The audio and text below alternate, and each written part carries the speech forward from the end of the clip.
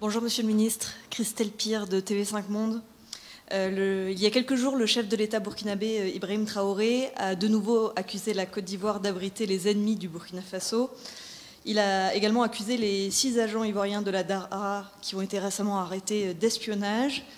Qu'est-ce que vous répondez à ces accusations ?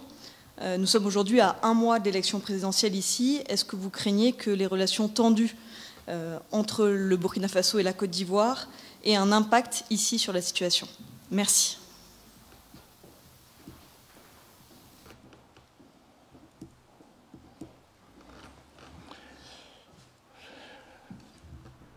Nous avons beaucoup de respect pour le chef de l'État du Burkina. J'aime bien votre de nouveau accusé, parce que ce n'est pas nouveau. Nous sommes régulièrement accusés par ce chef d'État. Nous attendons jusqu'à ce jour les preuves de ces accusations. Je suis constant chaque fois que cette question m'est posée.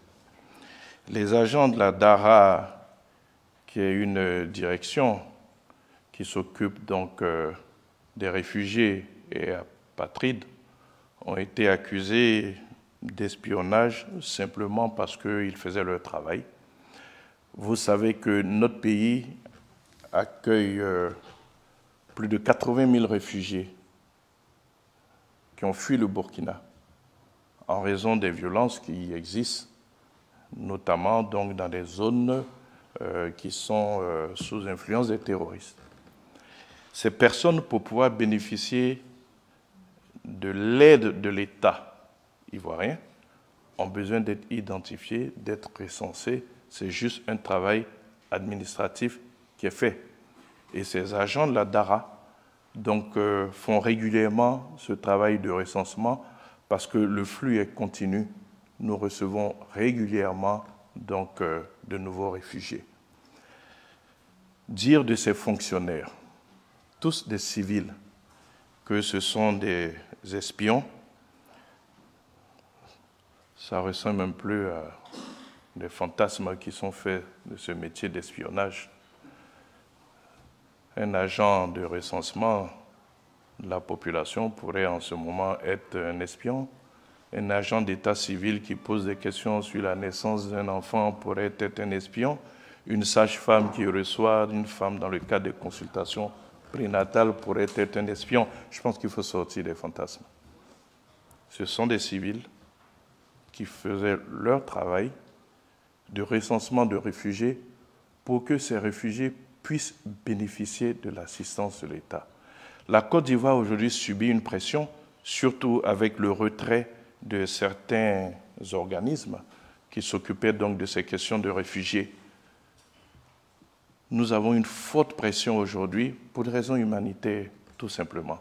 Et nous nous sommes organisés pour pouvoir suppléer l'absence de ces associations, de ces ONG qui se sont retirées donc, en raison de la politique actuelle qu'il y a donc dans ce pays voisin, frère. Donc, vraiment, il faut penser à tous ces réfugiés.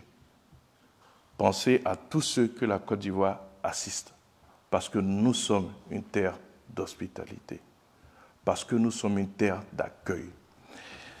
Dit de ce point de vue que nous abritons leurs ennemis, la Côte d'Ivoire a toujours été une terre d'accueil et beaucoup d'Africains ont trouvé refuge en Côte d'Ivoire. Nous n'avons jamais caché que certaines personnalités donc, du Burkina étaient en Côte d'Ivoire, tout comme nous avons reçu aussi certaines personnalités du Mali, du Niger et à une certaine époque du Libéria ou même du Ghana et de Guinée. Nous avons une tradition de terre d'accueil.